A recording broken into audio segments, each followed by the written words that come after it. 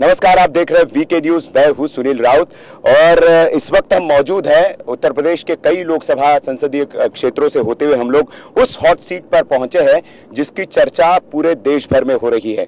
इस लोकसभा सीट पर एक तरफ तो राज्य के पूर्व मुख्यमंत्री के बेटे और जो स्वयं मुख्यमंत्री रह चुके हैं ऐसे अखिलेश यादव है और उनको टक्कर देने के लिए आए हैं निरहुआ रिक्शे वाला।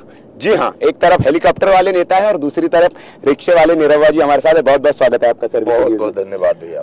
निरहुआ जी, निरहुआ रिक्शा वाला और अखिलेश हेलीकॉप्टर वाला। जी जी बिल्कुल। देखिए क्या है कि मैं जो राजनीति में आया हूँ जी, उसके पीछे कारण यही है जी।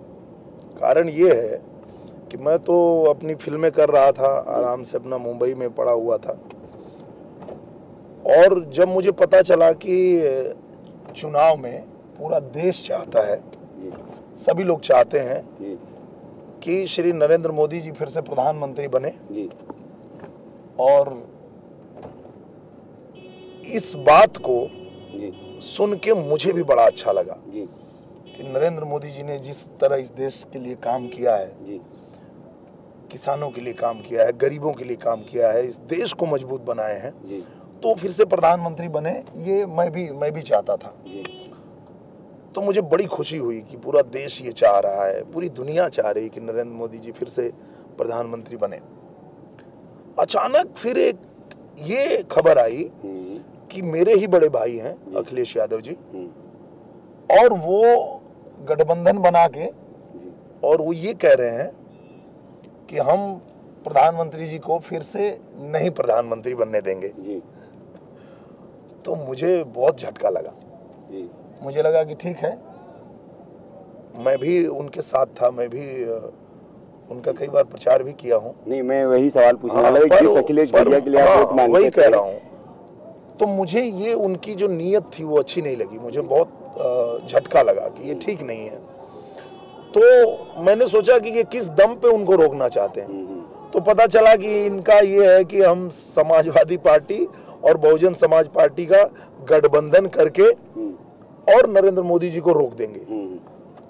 तो मुझे लगा कि नहीं, अब निरहुआ को उतरना चाहिए, रिक्शा लेके आना पड़ेगा। कितना मुश्किल है आपके लिए? जिस अखिलेश के लिए वोट मांगते थे उस अखिलेश के खिलाफ वोट मांग रहे हैं आप।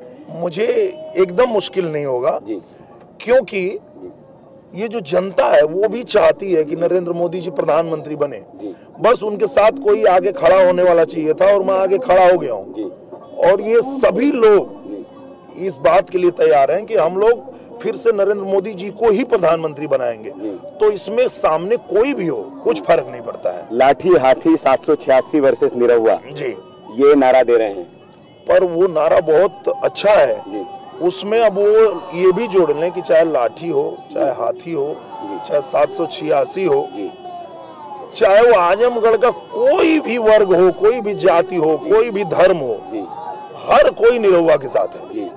तो उन पे ऐसे ही हम लोग भारी पड़ जाएंगे। जी। ये फाइट कितनी मुश्किल आपको लग रही है? क्योंकि एक तरफ तो है जो घोर राजनीतिक आदमी है, जिसके खून में राजनीति है, और आप एक सहृदय कलाकार, एक सामान्य कलाकार, तो कितना मुश्किल है ये आपके लिए? एकदम मुश्किल नहीं है, बिल्कुल मुश्किल नहीं है, क्योंकि अगर उनको बहुत अच्छे राजनेता होते, जैसा आप कह रहे हैं कि वो नहीं, मैंने अच्छे राजनेता नहीं कहा, मैंने कहा उनके खून में बचपन से ही देखा है। मैं वही कह रहा हूँ कि अगर उनको राजनीति की अगर इतनी ही समझ होती तो वो जनता के खिलाफ नहीं जाते। मुझे लगता है कि आप कभी भी अगर जनता के खिलाफ जाएंगे तो आप असफल रहेंगे। जब आज जनता ये चाह रही है कि नरेंद्र मोदी जी प्रधानमंत्री बने, तो वो सीधे सीधे अकेले चुनाव लड़े होते तो कम से कम जो उनके साथ थे वो लोग तो उनके साथ रह गए होते। पर उन्होंने अपनी नीयत पहले ही बता दी कि मैं प्रधानमंत्री जी को रोकने के लिए चुनाव लड़ रहा हूँ, मैं उनको प्रधानमंत्री फिर से नहीं बनने दूंगा। तो अब आप जनता के खिलाफ चले गए, क्योंकि जनता की राय ऐसी नहीं है। जनता तो ये चाहती है कि नरेंद्र मोदी जी प्रधानमंत्री बने। तो अब जो जनता चाहती है उसके खिलाफ जाएंगे तो आप तो बुरी तरह हार जाएंगे। जनता तो वही फैसला लेगी ना जो जनता को चाहिए, क्योंकि जनता का क्या है कि सबको पता है कि लोकतंत्र में ये जो चुनाव होता है वो इसीलिए होता है कि जनता की राय समझी जाए कि वो क्या चाहते हैं। अखिलेश भैया क्या चाहते हैं, बहन जी क्या चाहती हैं, अगर इससे फैसला होना होता तो अखिलेश भैया को और मायावती जी को बुला के कह दिया जाता कि आप एक बटन दबा दीजिए, जिसको आप समर्थन देंगे उसको प्रधानमंत्री बना देंगे। पर ऐसा तो है नहीं। होता तो ये है कि ये जनता किसको चाहती है, ये बटन दबाएगी, ये बताएगी, और वहां कोई होगा भी नहीं, ना डराने वाला ना धमकाने वाला, एकदम बंद एक जगह पे जहाँ पे सिर्फ वो मशीन होगी और व्यक्ति अपना राय रखने के लिए वहां जाएगा और उसके मन में है जो वो कर देगा। तो नीरवा जी, एक सवाल मेरा ये है कि अखिलेश जी बड़ा जहाँ भी मंच पर जा रहे हैं हम देख रहे हैं, वो मोदी जी को चाय वाला कहकर एक तंज मार रहे हैं कि चाय वाला भैया अच्छी चाय तभी जब बन पाएगी, हम तो दूध वाले हैं, जब उनको दूध देंगे। आप भी दूध वाले हैं। वो नहीं देंगे तो हम तो आ गए ना देने के लिए जी। अगर वो कह रहे हैं कि वो नहीं देंगे, वैसे उनके पास दूध है भी नहीं देने के लिए, क्योंकि उनको तो पता ही नहीं है, कभी उन्होंने भैंस पाला ही नहीं है, कभी उन्होंने गाय चराया ही नहीं है, कभी उन्होंने दूध बेचा ही नहीं है। तो जिस व्यक्ति ने गाय चराया है इन खेतों में जिसने भैंस चराया है, वो है उनके साथ, तो दूध की चिंता वो ना करें, दूध मोदी जी को मिल जाएगा, उसका चिंता करने के लिए हम हैं। जी अच्छा नीरवा जी, आपका बड़ा बचपन संघर्ष में गुजरा है, हम आपके बारे में पढ़ रहे थे।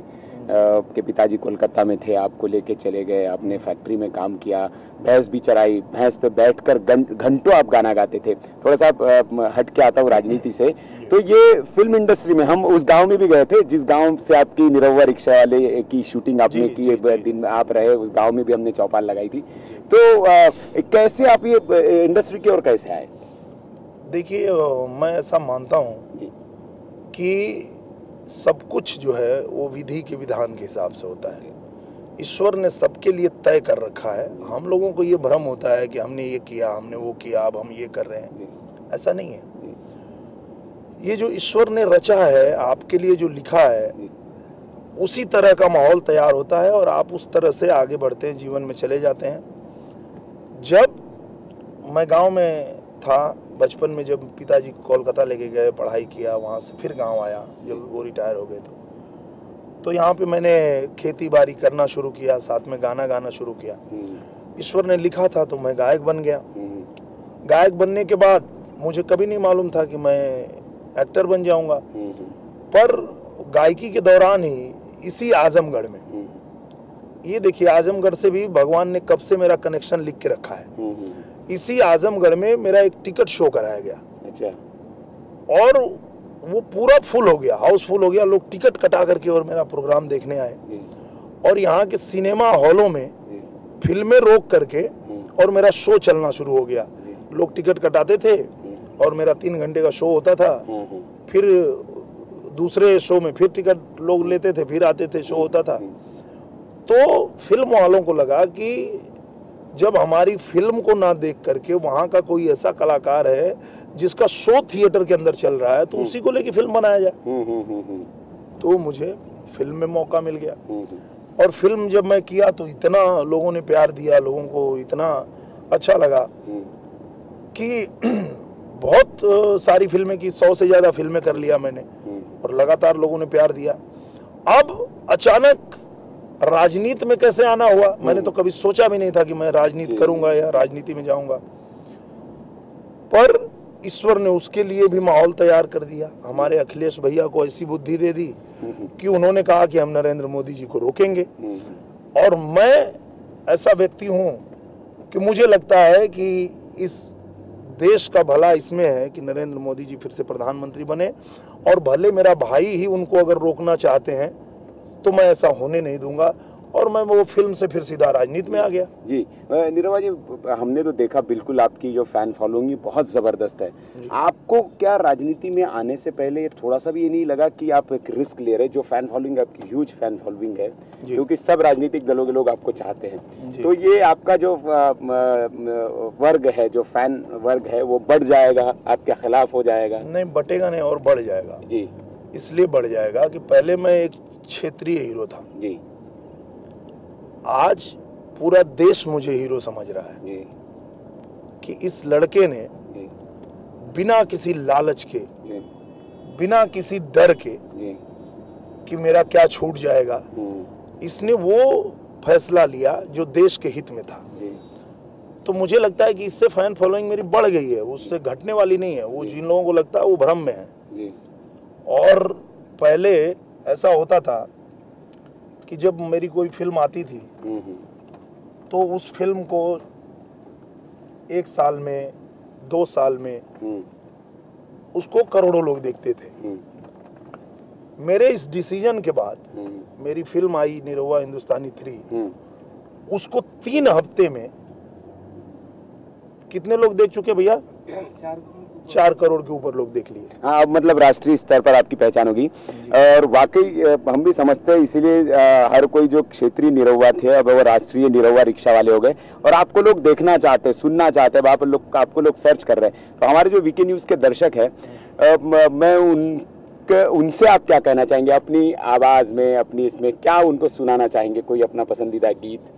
जी, मैं सबको आज यही कहता हूँ, पूरे देश को कहता हूँ। मैं आजमगढ़ के लोगों को भी वही बात कह रहा हूँ, मैं पूरे देश के लोगों को यही बात कहना चाहूँगा अपने भोजपुरी भाषा में। सोच के करिया मत दनवा मोरे देश के लोग, सुना देश के लोग भैया, सुना देश के लोग, सोच के करिया मत दनवा सुना देश के लोग, नहीं तो देशवा बेच दी हैं बेईमानवा, सुना देश के लोग। पूरे देश से मैं यही अपील करना चाहूँगा। एक वो चौकीदार वाला भी आपका बड़ा फेमस है, वो राहुल गांधी चौकीदार चोर कहते हैं, तो आपने उनका अपनी अंदाज में उनको जवाब दिया है। मैंने तो वो जो हमारे प्रधानमंत्री जी हैं श्री नरेंद्र मोदी जी, उनके बातों को ही सिर्फ कहा था, रखा था। ये देश नहीं झुकने दूंगा, ये देश नहीं रुकने दूंगा, घर में घुस के मारूंगा तैयार हूँ, हाँ हाँ हाँ मैं भी चौकीदार हूँ। जी बहुत बढ़िया, मैं भी चौकीदार हूँ। आपने भी निरहुआ जी की, अगर आप उत्तर भारत के रहने वाले तो फिल्में जरूर देखी होगी, कई हिट फिल्में उन्होंने दी है और अब इन्होंने राजनीति में कदम रखा है। और यहाँ पर भी इनकी फिल्म, अभी जो हम ट्रेलर देख पा रहे हैं वो तो हिट दिख रहा है हमको। अभी 23 तारीख को इनकी फिल्म का नतीजा आएगा और 23 तारीख को जो फिल्म का जो कहते हैं कि फिल्म रिव्यू जब आता है और उसके बाद पहले दिन का जो कितना कलेक्शन हुआ है वो पता चलता है। 23 तारीख को हमें पता चलेगा कि निरहुआ जी ने कितना कलेक्शन किया है और किन किन लोगों का डब्बा बंद कराया है। निरहुआ जी, आपसे आखिरी सवाल, क्या आप संदेश देना चाहेंगे वीके न्यूज़ के दर्शकों को? मैं यही कहना चाहूँगा कि जीवन में कुछ भी करिए अच्छी नीयत से करिए, नीयत ही फलित होती है।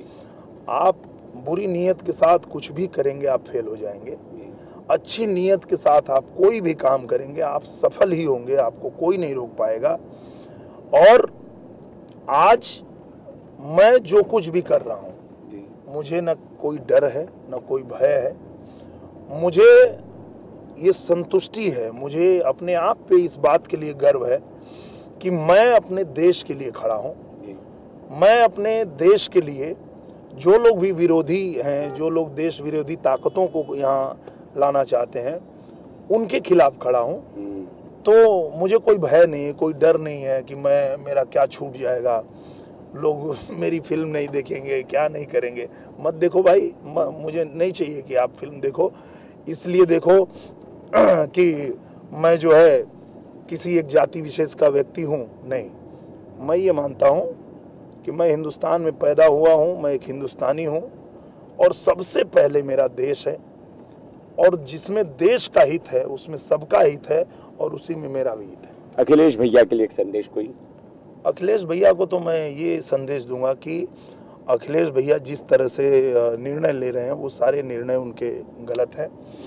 वो अभी जब यहाँ से आजमगढ़ से हारेंगे तो हारने के बाद एक अच्छा निर्णय लेने की क्षमता रखें और उसमें कोई ये मत सोचें कि ये निर्णय मेरा गलत होगा। वो निर्णय अच्छा होगा कि वो भी भारतीय जनता पार्टी ज्वाइन करें और भारतीय जनता पार्टी के साथ में आए, इस देश के साथ में चलें और जो लोग उनको प्यार करते हैं जैसे मुझे जो लोग प्यार करते हैं, मैं उन सब लोगों को लेकर के और इस देश के हित में नरेंद्र मोदी जी के साथ खड़ा हूं। मैं चाहता हूं कि अखिलेश भैया भी, बहुत लोग उनको प्यार करते हैं, उन सब लोगों को लेकर के और देश के हित में सोचें और नरेंद्र मोदी जी के साथ खड़े हो जाएं। चलिए, तो अखिलेश जी को भी ऑफर दे रहे हैं कि बीजेपी में आ जाए। नीरवा जी को हमारी बहुत बहुत अग्रिम शुभकामनाएं कि वो आजमगढ़ में एक नया इतिहास कायम करे और जो चीर नेता है जिसको हम कह सकते हैं, पूर्व मुख्यमंत्री के बेटे, स्वयं पूर्व मुख्यमंत्री, आजमगढ़ के सांसद, उनको ये चुनौती देने उतरे हैं। तो हमारी इनके साथ अग्रिम शुभकामनाएं कि इन्हें सफलता मिले। और आप ऐसी राजनीतिक खबरों के लिए देखते रहिए वीके न्यूज़। शुक्रिया।